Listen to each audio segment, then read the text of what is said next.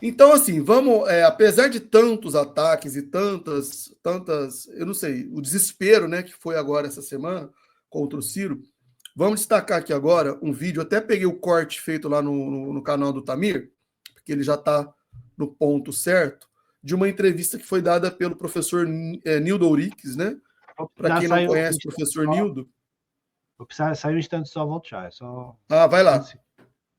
Eu acho que a grande maioria conhece o professor Nildo, né? É um professor, ele é marxista, ele prega a questão da revolução, né? Ele ainda é defensor de uma revolução, ele defende, né, essa ideia da necessidade de uma radical mudança no país, né? Então, acho que a grande maioria aqui já conhece o professor Nildo, inclusive já comentaram aqui, já deixaram comentários a respeito dessa entrevista, e ele foi cirúrgico, na sua opinião, quando questionado sobre justamente esses movimentos que o Ciro tem adotado. Então, vamos aqui juntos reanalisar essa fala do professor Nildo. Eu peguei esse corte lá do canal do Tamir. Ele faz também alguns comentários, e eu acho que vai ajudar bastante a gente também entender, né? E olha que o professor Nildo, eu já vi várias críticas dele ao Ciro, mas aqui ele foi realmente muito feliz, né, no posicionamento dele. É isso aí, Pedro. React do React. Nós vamos fazer aqui. Vamos lá. E antes de prosseguirem com esse vídeo, curtam e compartilhem esse corte e venham participar conosco todos os domingos às 19 horas da nossa live Conexão Progressista. Participe conosco do bate-papo ao vivo, torne-se membros e vamos levar o PND para as pessoas que querem um Brasil melhor. Vamos ver o que o Nildo está falando aí. Abandono da base do governo no dia de ontem. Lembrando que o PDT tem 17 deputados lá na Câmara em Brasília. Quem está liderando, de alguma forma, esse movimento de abandono do PDT da base é o Ciro Gomes, né? Ciro Gomes, que é a principal figura política do PDT, há muito já faz oposição ao governo Lula, só que parece que o Ciro anda apoiando bolsonaristas lá no Ceará, justamente para se opor ao Partido dos Trabalhadores. Surgiu aí essa notícia de apoio aí que o Ciro está dando a figuras ligadas ao Jair Bolsonaro. Esse afastamento do PDT do governo, duas perguntas, na verdade, Nildo. Esse afastamento do partido, do governo Lula, coloca o Ciro como uma alternativa viável ao lulismo? E outra, justifica um apoio a figuras de extrema-direita por parte do Ciro Gomes apenas para se opor ao PT? Vamos lá. Quantos ministros bolsonaristas o Lula possui? Toma. Vários. Pancada. Quantas alianças com bolsonaristas convictos o Lula fez em vários estados da República? Quantas teses bolsonaristas o Lula está abraçando, em especial no Ministério da Fazenda? Aí, ó. Palavras duras, hein, Nildo? Aí, ó. O Tamir pausou, eu achei que eu que tinha pausado. Olha só, aí que é o ponto. Alianças, tudo bem, se você puder escolher melhor os seus aliados, ótimo, né? Mas o problema é esse, né? Quando você está numa guerra, quando você está numa disputa, nem sempre a gente consegue escolher os melhores aliados. A gente vai, né? É uma questão estratégica, né? Na política, infelizmente, a gente tem que ter isso, né? O Sun Tzu fala sobre isso no seu livro Arte da Guerra, né? Maquiavel tem todas as estratégias em relação a você estar ou não, em alguns momentos, momentaneamente, temporariamente, se aliando a determinadas pessoas que não são as ideais. Agora, aí é que vem o ponto, e o Nildo já mandou ver aí. As ideias. Você vai mudar? Você vai abrir mão dos seus princípios, dos seus valores? Uma coisa é você estar até mal acompanhado, mas você está mal acompanhado e vai também deixar se contaminar pelas ideias dessa má companhia, ou você vai fazer isso de forma estratégica, justamente para depois fazer com que as suas ideias prevaleçam? Esse é o grande ponto. E o Lula tem feito isso, né? Quando você vê o Guedes elogiando o governo do PT, palavras para quê, né? Quer dizer, tá tudo dito, né? Tem coisas que o Bolsonaro não tinha nem a coragem de fazer e que esse governo fez. Tá fazendo, exatamente. Pois é. Então, vamos lá, vamos continuar aqui. Então, o ponto central de quando se trata de alianças, né? Porque aí o pessoal já quer fazer já quer taxar e já quer fazer uma classificação tão somente com base, né, nessas alianças. Agora, e a questão são os ideais, as ideias, o que está se colocando em prática, né? Isso que é o que realmente importa. Nildão tá mandando agude, hein?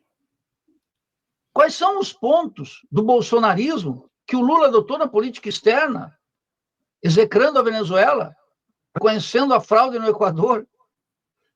O que é o bolsonarismo? Uma doença que afeta exclusivamente o Ciro no Ceará? Não. As teses bolsonaristas são as teses da direita brasileira.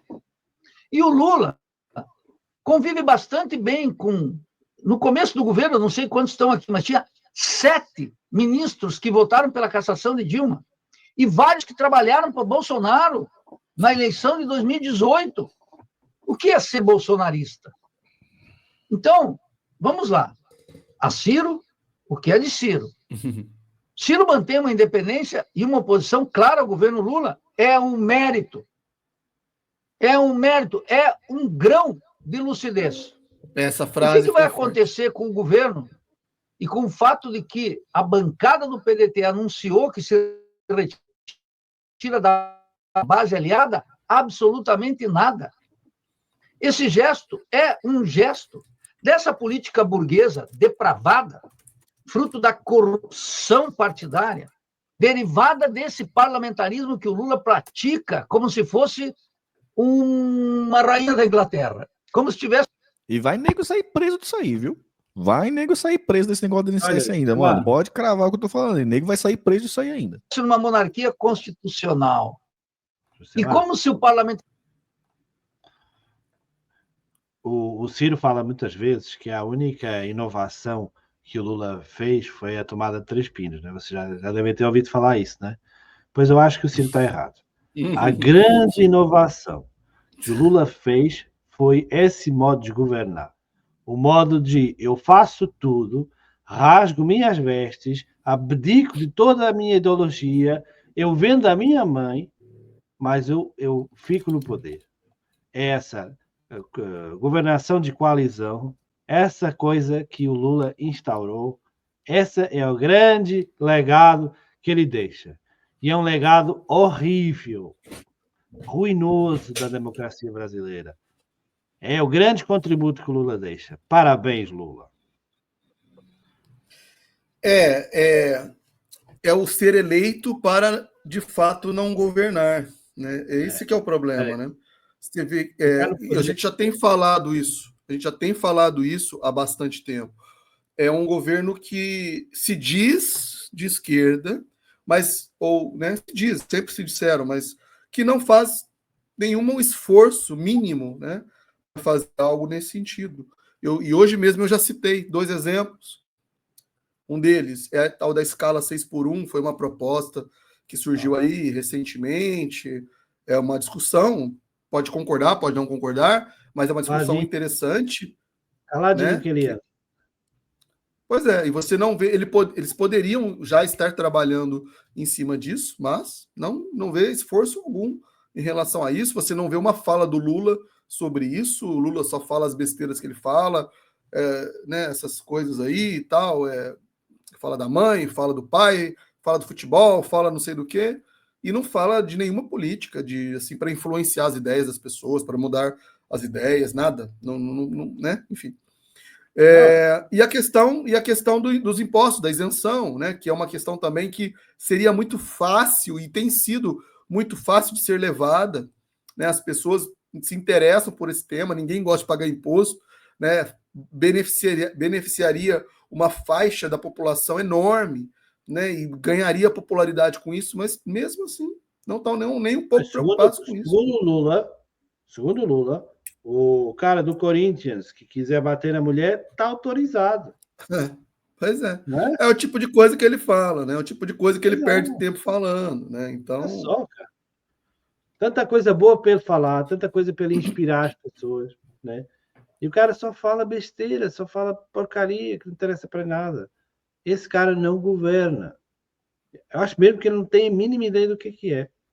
O que me espanta só é como é que ele conseguiu engambelar caras como, por exemplo, Ciro Gomes, que o levou a participar no governo dele, e outros que tiveram lá, com certeza, com a melhor das intenções, né? Até chegar ao momento que eles entendem, não, esse cara é uma fraude, né? Esse cara não serve, né? É horrível. Existe essa tensão, por exemplo, entre os poderes, né? O judiciário, agora o STF, né? Com esses julgamentos aí com relação à trama do golpe. Seria um momento, por exemplo, já que está havendo uma tensão entre os poderes, né?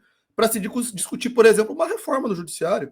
Mas uma reforma correta, não é, vamos atacar o STF para acabar com os ministros e tal, como os bolsonaristas querem. Não, uma reforma séria, uma reforma que vá colocar, né, os poderes ali, cada um com seus limites, uma coisa racional, uma coisa para frente, que evolua, não que faça um retrocesso, como, por exemplo, os bolsonaristas querem, apenas por pirraça, por vingança.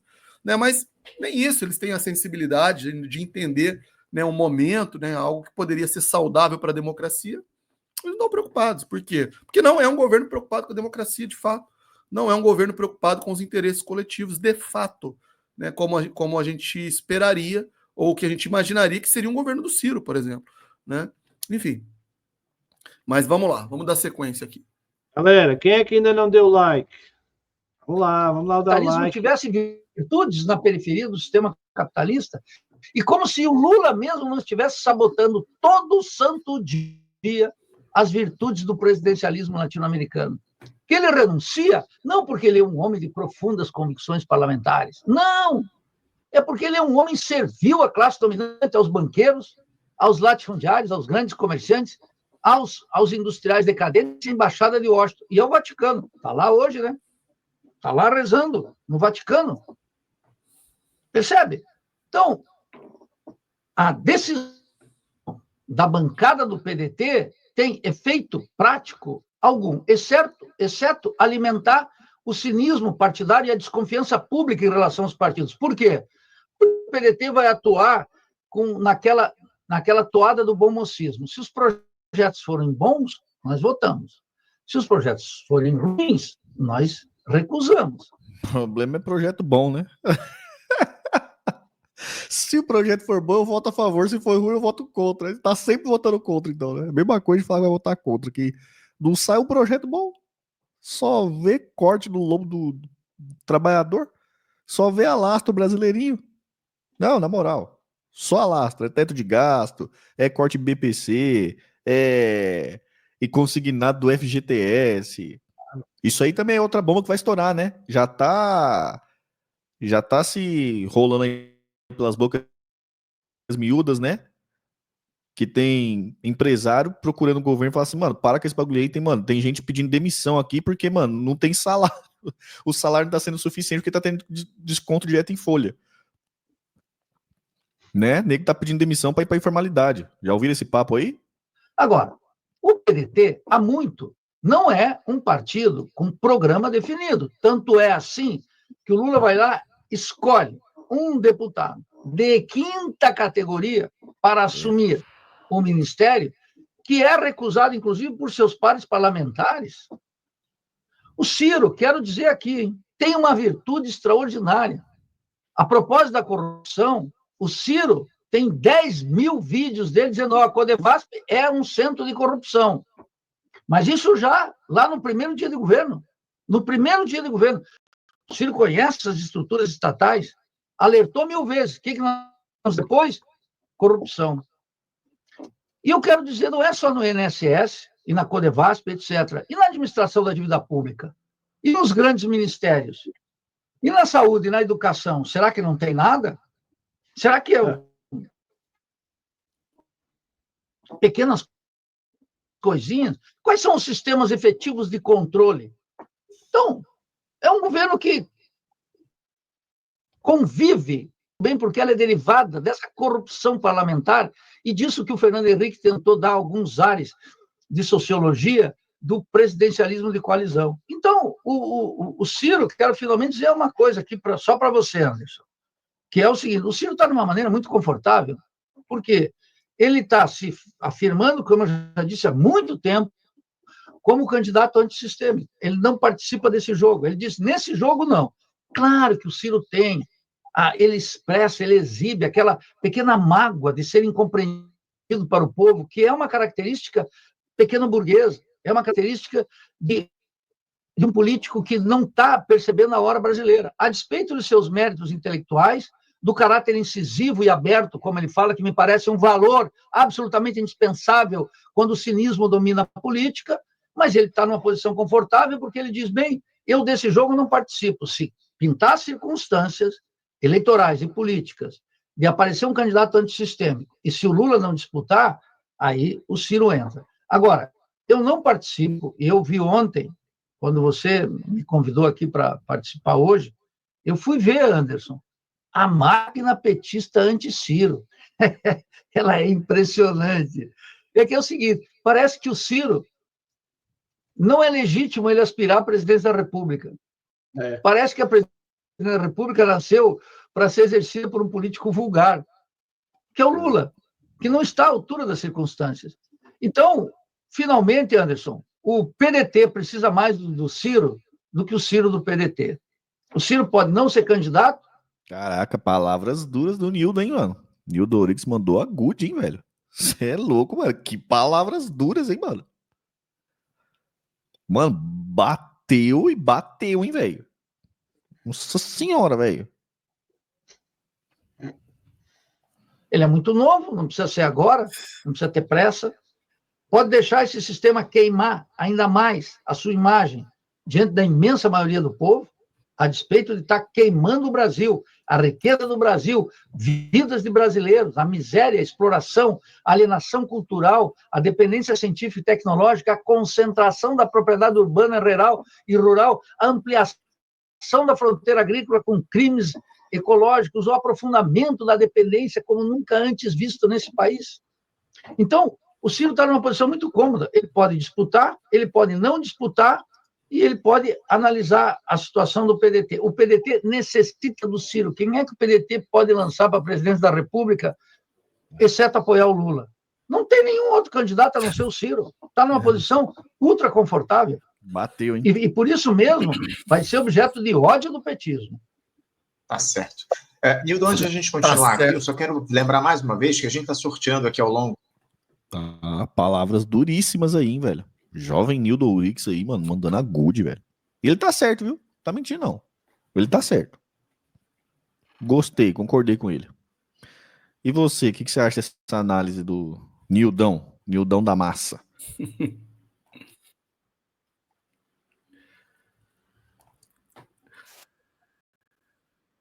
O cara que tentou empurrar a pergunta pro Nildo se deu mal, né? Ele tentou colar a ideia.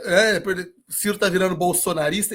O Nildo não citou o Bolsonaro, nem bolsonarista em nenhum momento. Não precisou. Ele já inverteu a jogada, né? Falou: calma lá, peraí. Quem que tá adotando política bolsonarista? Quem que tá se aliando a bolsonarista de fato? Quem que no governo, quem que está usando a máquina do Estado para adotar políticas de direita, de extrema direita? Pronto. Só ele já poderia ter parado por aí. Acho que o Nildo não vai mais nesse canal, não. Né? Me palpita que ele não vai ser mais candidato. Agora, esse final foi matador, né? Eu destaquei 3 pontos aqui, ó, que ele falou, né? Isso aqui a gente tem que bater nessa tecla sempre. Toda vez que a gente for falar do Ciro, da candidatura do Ciro, e agora, inclusive, vou responder a pergunta do nosso camarada, não sei se ainda está conosco, né? O Resetando 64, mas o 64 é o Nintendo 64, né? Não é o período de 64. Eu até vou puxar de novo a pergunta dele aqui, ó. quando ele perguntou sobre as chances do Ciro, né? Aqui, ó, peraí, tô chegando lá. São muitos comentários hoje. Aliás, muito obrigado desde já, pessoal, pela presença. Cada vez mais Conexão Progressista está alcançando boa audiência aqui, né? Isso está nos deixando sempre muito motivados. Faltam os membros, né? Falar aí que tivemos a primeira reunião de membros. Vamos falar depois no final. Não deixa esquecer também sobre isso, sobre essa questão dos membros. Mas aí, ó, o Resetando ele perguntou, né? Vocês acham que o Ciro tem realmente chance? Então, olha só, o Nildo ele já está entregando aqui, ó, 3 grandes argumentos que ele colocou aí de uma maneira muito clara e assim foi cirúrgico, né? Como eu já disse aqui antes. Primeiro, fala-se tanto em candidatos antissistema, né?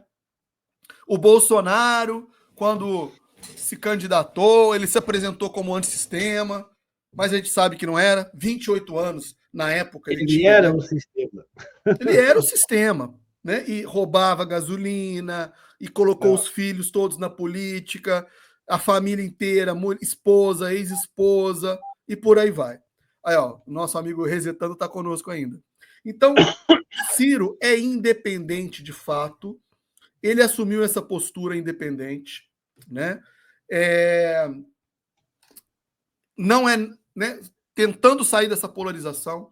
Muitos criticaram o Ciro por isso, e têm criticado, né? Inclusive dentro do PDT, porque queriam que o Ciro, de novo, fosse capacho do PT, que fosse ministro do PT no lugar do Lupe, por aí vai. Então, essa característica da independência, da autonomia, né? O Ciro não é de fora da política, obviamente, mas é um candidato antissistema, porque o sistema, que sistema que é esse? Não é a esquerda, não é a direita, é o sistema econômico, Rui, não é? Como você acabou de falar. É a política econômica, é o modelo que coloca aí a Selic em 15%, daqui a pouco vai bater 15%, que continua com essa ideia de que tem que se manter um superávit primário, controle do câmbio, esse tripé macroeconômico, né, que funcionou em algum momento, pode ter funcionado, mas deixa o país engessado, né, deixa o desenvolvimento estagnado, a desindustrialização cada vez pior, né? Depois, o segundo argumento, para o PT, o Ciro não pode ser candidato. Só pode ser o Lula? Só o Lula que pode ser o representante da dita esquerda, porque não tem nada disso.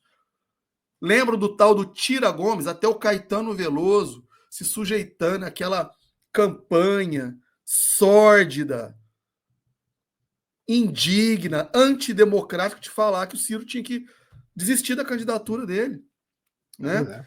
Hoje a gente até pensa, talvez tivesse ter sido melhor ele ter feito isso, do ponto de vista pragmático, mas o Ciro representa uma ideia, representa todo um campo, né? Toda princípios mesmo, né? Os princípios trabalhistas, desenvolvimentistas, e temos que ter alguém falando sobre isso de 4 em 4 anos, para colocar isso na cabeça das pessoas. Semana passada, o Gustavo Castanhon, nós comentamos um vídeo do Gustavo, ele falou isso, né? Se o PDT desaparece, se o Ciro não se candidata, quem que vai defender essas ideias de 4 em 4 anos? Ninguém. E aí, chega no terceiro argumento, excelente, que o Nildo também colocou aqui, e que às vezes a gente não vê as pessoas do nosso lado falando isso. E eu falei isso também na live passada. O nome do Ciro hoje é muito maior, muito mais importante que o próprio PDT. E o Nildo falou isso. Acabou de falar isso daí, né? O PDT precisa mais do Ciro do que o Ciro precisa do PDT. Porque todo mundo aqui concorda que o Ciro, em algum momento, ele pode ser candidato por outro partido. Pode haver uma confederação, o PDT pode desaparecer por conta da cláusula de barreira. Né? Mas por culpas próprias. Josemar, mas por culpas próprias do PDT. Não era necessário estar nesse ponto, né? Nesse ponto, né? Mas o que é certo é que esse peleguismo pelo PT, essa falta de cultura ideológica que o PT tem, que o PDT tem nesse momento, né, faz com que de fato, exista uma menoridade no partido e que se entenda que não há nenhuma razão para votar no PDT. Hoje em dia, a única razão para votar no PDT é Ciro Gomes. Exato. E aí, sobre as chances, como está sendo perguntado aqui pelo nosso amigo, nosso companheiro hesitando, olha só, é o que nós temos dito aqui. Evidentemente, as circunstâncias, eu entendo que elas precisam ser mais favoráveis ao Ciro. Os argumentos nós temos. Acabamos de falar 3 aqui, né? Dos argumentos. Fora o fato do Ciro ter o PND, ter um projeto de país, né? O Ciro tem todos os nossos problemas devidamente diagnosticados, diz onde vai começar, de onde virão os recursos, quais os acordos republicanos devem ser feitos. Exatamente, nunca foi processado, isso aí a gente já cansa de falar, né? Tem um compromisso ético com a instituição, com as instituições, sobretudo a presidência da República, né? A necessidade de ter um presidente que assuma a sua autoridade. Não é para ser autoritário, né? Mas é para ter autoridade no sentido de poder sugerir, impor, colocar em discussão um projeto de país.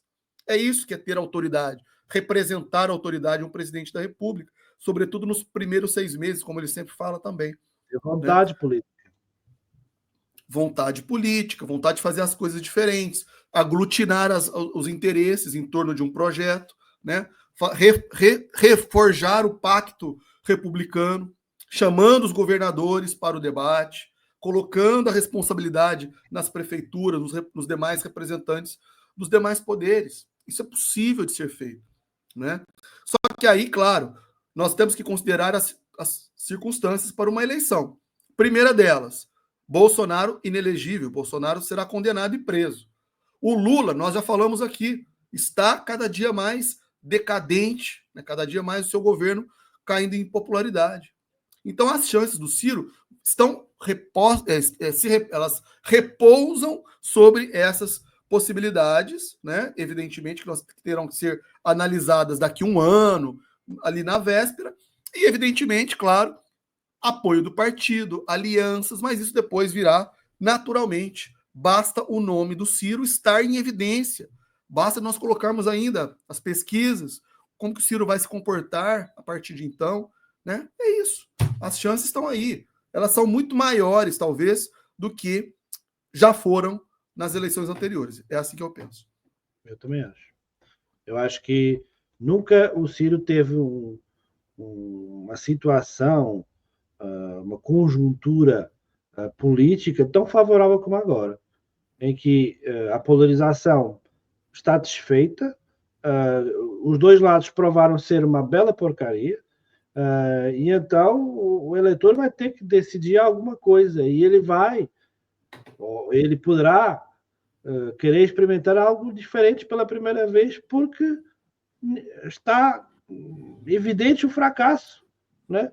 Ninguém consegue entregar nada, só vê vender coisas, produtos mais caros, carestia generalizada, políticas que não dá para entender porque é que raio o combustível brasileiro tem que ser tão caro para os próprios brasileiros. Não era a vantagem de existir a Petrobras não era para que o Brasil tivesse um combustível barato? Não foi essa a razão. Por que não é? A Eletrobras é dolarizada por quê? Por que a Companhia das Águas está vendida a uma empresa italiana? Por que eu tenho que pagar para remunerar acionista em outra parte do mundo? Quer dizer, essas coisas não dá para entender num país como o Brasil. Não dá para entender. Porque é um país que tem tudo para ser autônomo, tem tudo para ser uma potência, né? E por isso já foram experimentadas muitas soluções, né? Esse Lula já teve todas as chances para brilhar e não brilhou, e entregou sempre uma coisa ruim no fim do fim, não é? Esse mandato é evidente, né? No final dos primeiros mandatos não havia ainda essa noção, mas logo veio a Dilma e mostrou o quão ruim afinal tinha sido o governo dele. E por isso não há. O Bolsonaro foi a desgraça que foi, né? Os estados dominados por caras da direita, veja bem, Dória, ninguém quer nem saber desse cara. O Alckmin, última eleição, nem 5% teve. O os governadores dos principais estados brasileiros, que o Zema sai de um estado falido, que estão tentando fazer leilões para pagar a dívida ao Estado Central.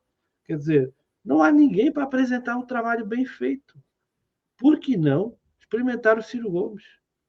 O que é que o Ciro Gomes tem que não possa ser experimentado? Nada.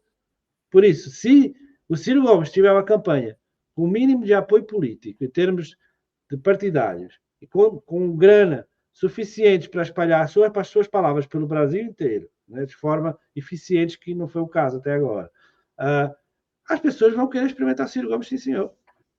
Até por rejeição aos outros. A rejeição de Lula, nesse momento, é superior a 50%.